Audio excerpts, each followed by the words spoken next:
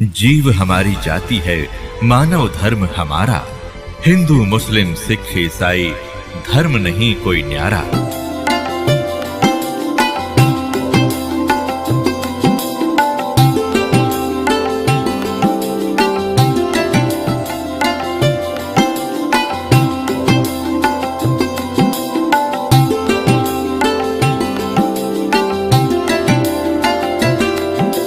एक समय बनारस के अंदर, काशी के अंदर एक दामोदर नाम के बहुत बड़े व्यापारी रहा करते थे, बिजनेसमैन।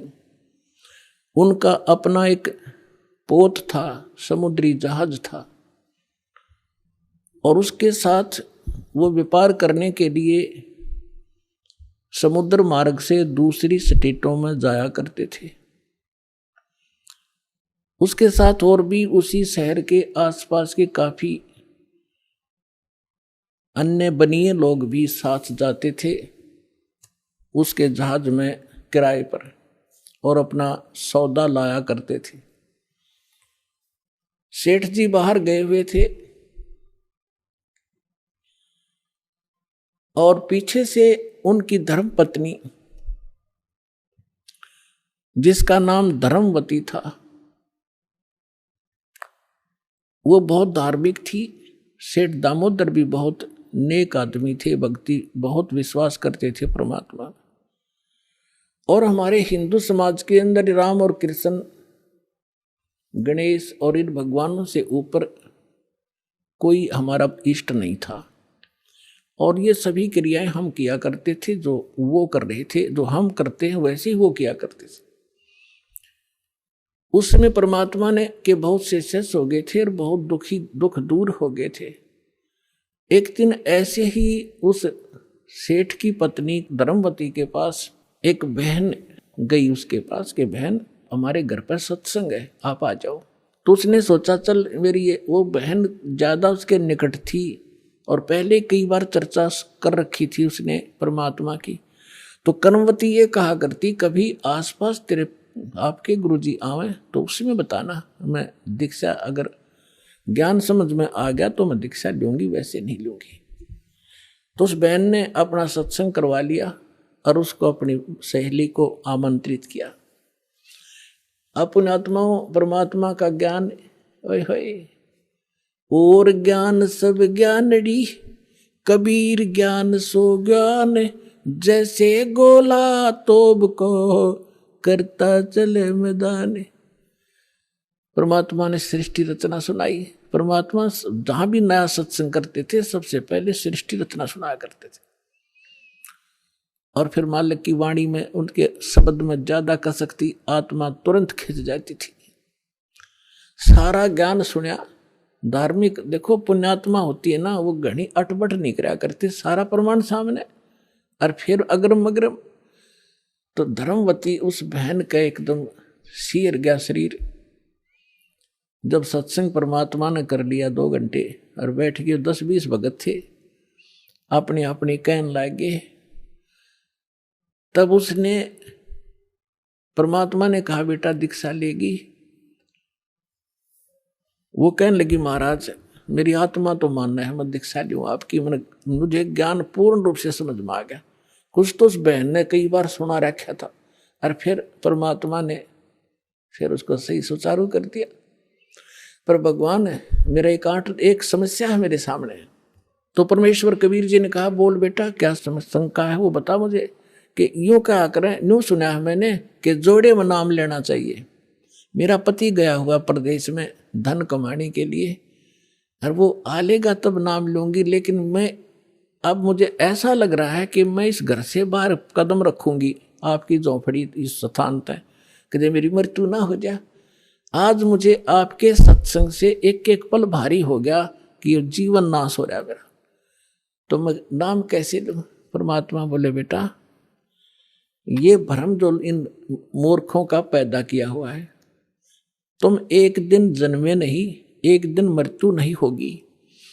आपके पति आपसे बड़े हैं, वो पहले जन्म हुआ, आपका बाद में हुआ। और दूसरी बात यह है कि अध्यात्म मार्ग में फिर उसने कहा जी मैंने उनसे पूछा नहीं है, और आज तक मैंने कोई भी काम उनसे बगैर पूछे किया नहीं है, और कहीं वो मुझसे नाराज ना हो जाए, मैं पाप की भागड़ ना बन जाऊं।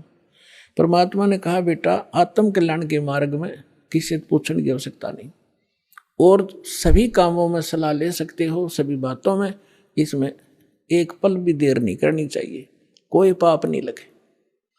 अब वह चाहे नो ठीक, गुरु जी के मुख से जो शब्द सुन लियो फाइनल सच्ची है, महाराज फिर दीक्षा दे दो। अब उसने नाम ले लिया। अब रोज ये मंत्र आप देख रहे हो, ये मंत्र दिया करते दाता सबसे पहले, केवल बीच बीच के 5। अब हम हिंदू इनके ऊपर आरूढ़ थे ही, लेकिन वो मंत्र गलत जाप करे थे। ये मूल मंत्र है इनके। जैसे आपको बहुत बार बताया है, जैसे एक भैंसा होता है या जो बैल होता है, खागड़ जिसने कहे, उसने वैसे कहे जाओ भैंसा भैंसा, कतई नहीं सुने। अरे एक बार न्यू कर दिया हुर्र, वो न्यू देखेगा और भाग उसकी तरफ दौड़ना हो जाएगा। तो उसका अट्रैक्शन है, विवश है उसके उस शब्द से, वो खिंच जाता है। तो ये वो मंत्र है। और परम संत से लिए बिना ये मंत्र सूखे जाप करने तो लाभ नहीं हो। एक नियम है, उस नियम के अनुसार ही आपने चलना पड़ेगा। तो ये मंत्र दिए उसने, मतलब गदगद होगी, अक्सर भगवान ही न था। यही तो हम देवता पूजा करते थे। परमात्मा ने कहा बेटी अब पूजा नहीं है, ये यहाँ के संरक्षक हैं और मूल पूजा तो सतगुरु की है। अब परमात्मा ने उस समय ये तत् और सत और सार, ये सार नाम ये छुपा कर रखना था। ये प्रथम मंत्र इसलिए दिया था कि इनके संसारिक काम सुलझे रहेंगे, इनको सुख होता रहेगा, इनकी भगवान में आस्था बनी रहेगी, और इस मंत्र से इनका जन्म मनुष्य का होता रहेगा। इन आपको यहाँ तक लाना था, इस बिचली पीढ़ी तक। धर्मदास मेरी लाख दुहाई, ये मूल ज्ञान और मूल मंत्र की बाहर ना जाए। मूल मंत्र मूल ज्ञान बाहर जो पढ़ी, बिचली पीढ़ी हंस नितर ही। मूल ज्ञान तब तक छुपाई जब तक द्वादश पंथ ना मिट जाए। जब तक ये कलयुग 5505 वाला समय नहीं आना था, तब तक इसको गुप्त रखना था। सभी महापुरुषों से परमात्मा ने प्रतिज्ञा दिला दी थी। तो इस मंत्र को पाकवा तो गदगद होगी, खूब डट कर भजन करे, आत्मा बिल्कुल खुश होगी। जो भूत प्रेत की बाधाएं थी थोड़ी बहुत सबके घर में बढ़ रहेंगे, वो भाग भूगे, उड़गी सी काया होगी। अब क्या हुआ, सेठ जी आए 1 महीने के बाद में। अब वो बुद्धिमान बहुत थी, उसने सोचा कि मेरे पति को यदि कोई थर्ड पर्सन न्यू बतावेगा कि तेरी पत्नी सत्संग में जाती है और रात को जाती है, क्योंकि परमात्मा अधिकतर रात को सत्संग करते थे, क्योंकि दिन में तो किसी को फुर्सत नहीं छोड़ रखी काल ने धंधे में। तो उसने सोचा कि ये कहीं इसके मन में मेरे प्रति कोई दोष ना आ जा और हमारा घर नरक बन जावे। अब क्या हुआ, जिस दिन वो सेठ वापस आया उसी दिन सत्संग था भगवान का और किसी के आसपास ही। तो उसने सोचा कि अपने पति को मैं पहले बता दूं सारी कहानी, और ये ऐसा व्यक्ति है अगर मेरी बात को यूं मान लेगा तो फिर ये किसी की नहीं सुनेगा। तो जब वो खाना खाने लगा, खाना खिलाते समय उसकी पत्नी ने कहा जी मेरे से गलती बन गई और मुझे क्षमा करोगे, माफ करना। वो कहने लगा कि मैं अपनी पत्नी पर विश्वास करता हूँ, मेरी पत्नी ऐसी गलती नहीं कर सकती जो अक्षम्य ना हो। फिर भी बता अक जी सचमुच माफ कर दोगे, गुस्सा तो नहीं होगे? अगर ना तो बता। मैंने जी आपके पूछे बिना, मैं ऐसे मेरी पड़ोसन नाम ले रखा है और उसके साथ में सत्संग में चली गई और परमात्मा की वाणी सुनी मैंने, मेरा दिल कर गया नाम लेने, और मैंने आपसे पूछे बिना दीक्षा ले ली। तो वो बोला बड़ी अच्छी बात, इसमें क्या पूछना था, या कोई बुरा काम किया तूने? भगवान की भक्ति की, बहुत अच्छी बात है। उसका उलगा सा हृदय हो गया, अके भगवान बड़ी दया करी दाता, ये तो बिल्कुल सरल देसी बन गया। फिर उसने एक और पॉइंट सोचा कि एक बार इसको वो सत्संग स्थल दिखा दूं जहां हम जाते और आते हैं, ताकि लोग इसको भ्रमित ना कर दें तेरी पत्नी रात में भी जाती है, तो यो आदमी का जल्दी सी सेट नहीं होया करे। और उस दिन सत्संग भी था। तो उसने कहा जी ऐसा है, गुरुजी का आज सत्संग है वहां पर, और मेरी साथ की सारी सहेली चली गई, मैं आपके भोजन पानी में लग गई और देर होगी, और ना गई तो गुरु जी के दिन नाराज हो जा, आप मेरे साथ चल पड़ो। तो वो कहने लगा देखो मैं थका हुआ हूँ, दूर से आया हूँ, आप जाओ। और नो बोली आप मैं जाऊँ कैसे, रात का काम, कोई साथ नहीं मेरे। तो वो कहने लगा मैं चल पड़ूंगा, और जाते मुझे नींद आवेगी, बता मैं क्या सत्संग सुनूंगा। उसने पता था कि एक बार यूँ चल पड़ा और सत्संग सुन लिया तो आली नींद इसने। तो वो कहने लगी आप यूँ करियो, पीछे से बैठ जियो, नींद आ जाता सो जाइयो, गुरु जी कुछ ना कहा करे। तो उसने सोचा चल फिर तो कोई बात नहीं। वो दोनों पति पत्नी आ गए। अब बैठ गई पाछे ने, वो बैठ गया पीछे ने, भगतनी बैठ गई भगतमतियों में। परमात्मा ने वह सृष्टि रचना फिर सुनाई। वो तो जाने थे चोट ने सामने मारना। अब लाला जी ने किसी नींद आवे थी, उसका तो कलेजा फट गया, थर थर कांपे गात सारा। और नौके सोके सुने ज्ञान कड़ी कसूती तरह। अब सारा ज्ञान सुन लिया। जब अपनी उसकी पत्नी आई, जी नींद तो नहीं आई, कि नींद करे मेरे तो बेचैनी होगी, काहे की नींद आवे थी, एक न्यू पूछ ले गुरु जी ते मुझे नाम दे देंगे। तो उसने जाके कहा महाराज जी भगत जी आए हैं और यूं कहे दीक्षा मिल जाएगी। कहा बेटा बोला। तब उसने बोली कहा जा नाम देंगे आपको। सेठ जी जाकर बैठ गया पास में, कहने लगा भाई सुन ले लाला जी।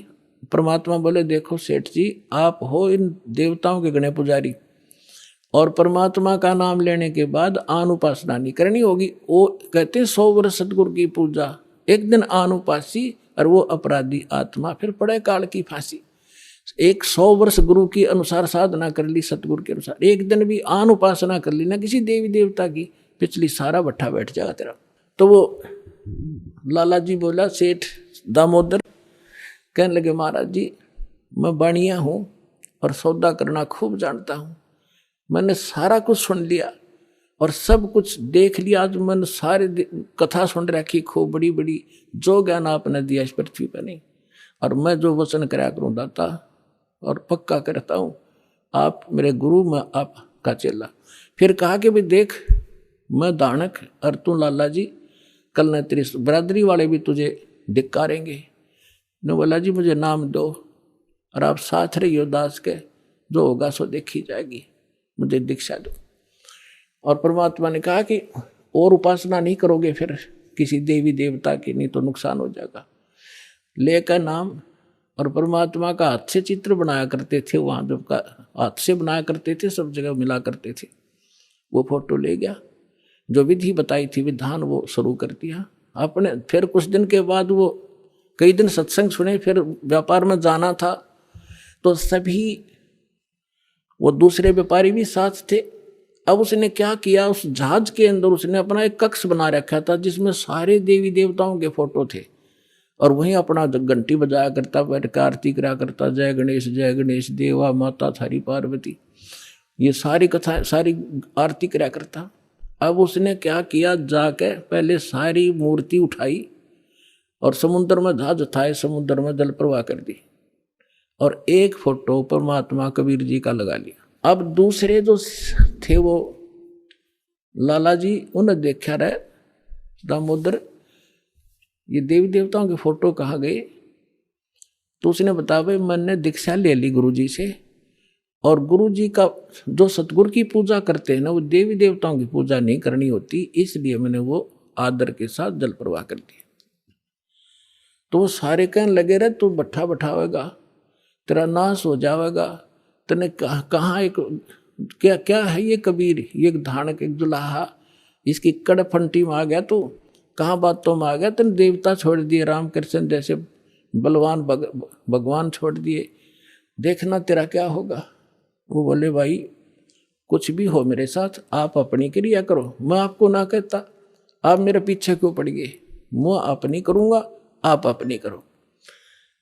अब उस दिन उसके बाद उसको कबीर कहने लगे कि यू आ गया कबीर, दामोदर कहना छोड़ दिया।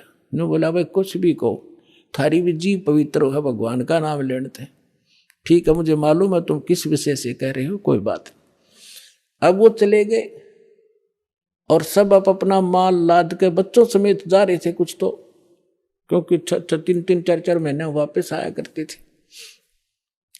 जब वापस आ रहे थे पूरा माल लाद के, और बीच में जब आ लिए समुद्र के, एक भयंकर साइक्लोन उठा, तूफान, समुद्री तूफान 30-40 फुट ऊंचा होकर, और इतनी 200 किलोमीटर प्रति घंटा की स्पीड से चला करता, जहाज का निशान भी ना पाओ उस वक्त पड़ा है। और देख लिया उन नबी, क्योंकि छोटे मोटे तूफान कई बार ऐसे होते थे, उनको पता था ऐसी स्थिति थी बहुत भयंकर होती है। दिन का समय था, उन्होंने देखा तूफान उठ गया भाई, शाम का समय था, बिल्कुल सूर्यास्त होने वाला था। अब इतना भयंकर तूफान उठा, उन्होंने देखा कि वो तो भाई हो गया, काम बिगड़ गया। और तो थोड़ी बहुत तूफान दूर था, समुद्र में हलचल पहले शुरू होगी और जहाज डगमग करने लगा जो बुरी तरह। अब सारे अपने अपने देवता ने याद करें, कोई राम ने, कोई कृष्ण ने, जो भी जिसका इष्ट था, और दामोदर शांत बैठे। अब सब घबरा रहे थे, घिघी बंदगी, बच्चे मरे, सारी संपत्ति का नाश हुआ था।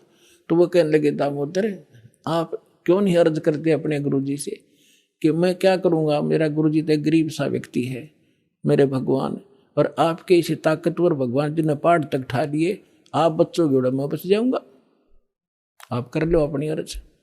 जब उन्होंने देखा कोई जतन काम नहीं कर रहा, उनमें एक वृद्ध लाला जी था, नो क्या करें भाई, क्या अगर सतगुरु का भगत तगड़ा हो से आप एक वे अर्ज कर दो। नो बोला तुम बैठ जाओ, कदे बीच में फिर नो को महाराणे ने सुन ली थी, अग बैठा को नहीं जाता तो कर लिया, रजम बंद हो जाते। तब परमात्मा खड़ा होकर दामोदर ने कहा था, हे परमात्मा आपका ज्ञान समझ में आ गया, और मैंने आपकी महिमा इनका घड़ी गा रखी है, और दाता मुझ नीच के, ठीक है आप तो समर्थ हो, सक्षम हो, कुछ भी कर सकते हो, अगर आज कोई उक चुक होगी मुझ नीच के कारण होगी, मेरे में कोई त्रुटि होगी, मैं आपकी मर्यादा ठीक नहीं कर पाऊंगा। हे परमात्मा आपकी बेइज्जती का कारण ये दास बनेगा। न्यू कह के बेहोश हो गया, हृदय से पुकार के।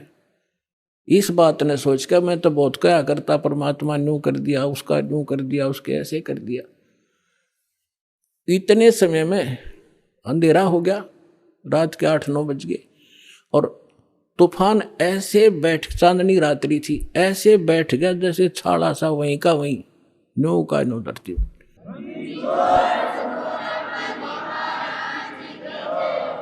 और समुद्र के जल में जरा सी भी हलचल नहीं। अब उस दामोदर को पानी के छींटे छाटे मार के मुंह पे होश में ले आए। तब उन्होंने कहा कि भाई दामोदर हमसे बड़ी घनी गलती हुई, हमने आपके गुरुदेव की बेइज्जती करी, हम कति नीच प्राणी हैं। और उन्होंने संकल्प कराया था कि यदि आज जान बच गई, हमारे भगवान तो फेल हो लिए, जब आज इस तूफान रुक गया, हमारी जान बच गई, दामोदर हम तेरे साथ चलाएंगे, नाम लेंगे उस परमात्मा का। तब दामोदर को कंधे पे बैठा लिया उन लालाओं ने, और बोले बोलो दामोदर की जय। ने बोला नहीं, जय बोलो जिसने यू काम कराया है, बोलो कबीर परमेश्वर जी की जय हो।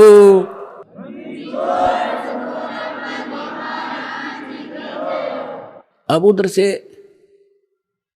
परमात्मा उसी दिन रात्रि में सत्संग कर रहे थे 7-8 बजे सी, और सर्दियों का मौसम था। अब कुछ भक्त सामने आसपास बैठे थे, एकदम परमात्मा ने क्या किया, ऐसे मुंह पर करनो हाथ फेर कर ऐसे झटका दिया, आसपास के बैठे भक्तां के छींटे लागे। उन्होंने सोचा भाई पसीने कैसे आगे सर्दी में, गुरुजी आपका पसीने आगे? तो प्रभु बोले ना भाई पसीने को नहीं आए। और क्या था, ये पानी कहाँ से आ गया? कि मेरे भगत का जहाज डूबा था, दामोदर सेठ नहीं था, भी नाम लेके गया था, हाँ जी, उसका जहाज डूबा था भाई, अब वो उसने बचा कर आया हूं। अब वो भगत सोच रहे थे अब भाई, अब क्योंकि हम भक्ति अवश्य करते हैं लेकिन विश्वास दृढ़ नहीं होता, और परमात्मा कहते हैं कहा हो तो हरि नाम से, जब मन में नहीं विश्वास, बिना विश्वास के जो भक्ति करते हैं वो सफल नहीं होते। तो वो कच्चे से थे और मन में उनका न्यू थी, ऐसे ही शब्द गा रहे थे, ज्ञान सुना रहे थे, पसीने आगे होंगे, हमारे सामने बैठे और वहाँ कैसे समुद्र में जहाज बचा के आए हैं, वो तो बात कही आई हुई। अब वहां से जब वो चलकर आए सेठ, 1-2 दिन और लग गया उन्होंने। उस दिन फिर सत्संग हो रहा था। वो पहले अपने घर गया, घर जाके पता चला कि मेरी धर्मपत्नी भी उड़े जा रही है, सत्संग में गई हुई है। और सारे वो सेठ ने बोले पीछे घर जावांगे, और सारे बच्चा ने साथ ले रहे, पहले अब परमात्मा का उपदेश लेंगे जब घर बढ़ाएंगे। अब हमारा बाकी आज का जीवन, आज के बाद का जीवन उनका ही हमारा। और सारे वहां चलेंगे, सीधे वहां 15-20 लाला जी और उनका परिवार। अब क्या हुआ, अब उधर सत्संग चल रहा था और वही भगत मिले जुले से वो आया करते उस क्षेत्र में, तो सारे वही बैठे। और पीछे तय क्या हुआ, वो सारे के सारे जाकर बाहर खड़े हो कहने जय हो पाबंदी छोड़ कबीर साहब की, जय हो भगवान कबीर साहब की। परमात्मा बोले रे बाहर कौन शोर कर रहा, पता करके आइयो। अब जो ही वो बाहर गए भगत पता करने आंगन से बाहर, तो उन्होंने देखा दामोदर को, वो सब जाने थे क्योंकि वो आते जाते थे सत्संग में। तो उन्होंने आकर बताया जी दामोदर सेठ आ रहा है और उसके साथ और कई लाला जी हैं, सेठ हैं, और आपका दर्शन करना चाहते हैं। बोला बुला लो भाई, क्या बात होगी। वो सारे आगे चरणा में अपने दंडोत प्रणाम करें, हे भगवान आपने दया कर दी, हमारे जीवन रक्षा कर दी। परमात्मा हमसे बहुत भूल हुई, हमने बहुत गलती की, आपके भक्त को बहुत सताया, टॉर्चर किया, इसको माफ़ करो हम अपराधियों को। भगवान आपने हमारी जान बचा दी, हमारा जहाज डूबता आपने बचा दिया। परमात्मा बोले क्या कह रहे हो भाई। और परमात्मा चाहो थे जिनका मन में शंका थी, वो उनका भ्रम निवारण करने के लिए सच बताओ सारी कहानी क्या हुआ था, कि भगवान ऐसे ऐसे हो गया था। हमने अपने सारे जंतर मंतर कर लिए थे, कोई राहत नहीं मिली। फिर हमने आपके भगत आराध करी थी, इसने आपको पुकारा के मंत्र पढ़ा यू दाने, यू बेहोश हो गया आपको पुकार के। तब कहा बेटा मैं ही वहां पहुंचा था और आपकी रक्षा करी थी, और आपका अब सौभाग्य है कि आपको इस संकट आपके लिए वरदान से दोगा कि आपके समझ में आ गई और आप यहाँ आगे दीक्षा लो और अपना कल्याण कराओ। सभी ने नाम लिया, उनका कल्याण हुआ। बोलो सतगुरुदेव।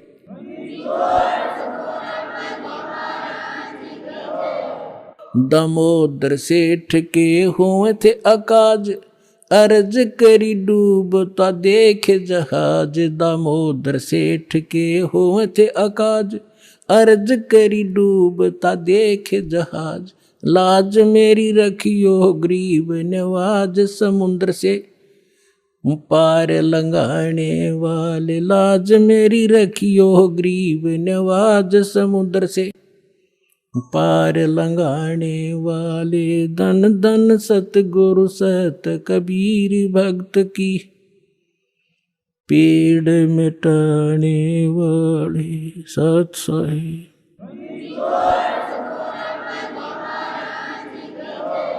आप सुन रहे थे जगत गुरु तत्वदर्शी संत रामपाल जी महाराज जी के मंगल प्रवचन। अधिक जानकारी के लिए विजिट कीजिए हमारी वेबसाइट www.jagatgururampalji.org। संत रामपाल जी महाराज जी के शुभ आशीर्वाद से पूरे विश्व भर में 500 से भी ज्यादा नाम दीक्षा केंद्र हैं, जिन पर संत रामपाल जी महाराज जी द्वारा ऑनलाइन निशुल्क नाम दीक्षा दी जा रही है। अपने नजदीकी नाम दीक्षा केंद्र का पता करने के लिए संपर्क करें 8222880541।